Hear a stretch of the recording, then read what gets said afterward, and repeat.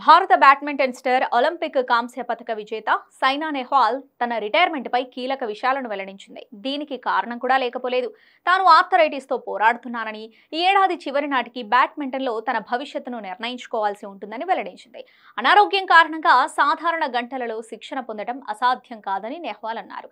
నేను రిటైర్మెంట్ గురించి ఆలోచిస్తున్నా. ఈ విషయం బాధ కలిగించేదే అయినా ఈ కఠిన నిర్ణయం తీసుకోవాల్సి ఉంటుంది. క్రీడాకారుల కెరీర్ ఎప్పుడూ తక్కువగానే ఉంటుంది. నేను 9 సంవత్సరాల వయసులో బ్యాడ్మింటన్ ఆడటం ప్రారంభించాను.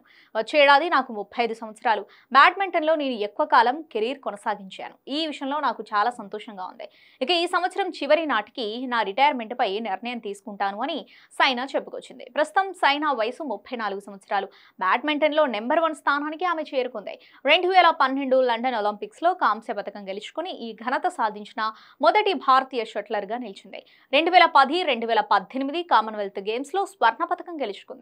ఆ తర్వాత గాయాలతో ఆమె కెరీర్ దిగజారుతూ వచ్చింది.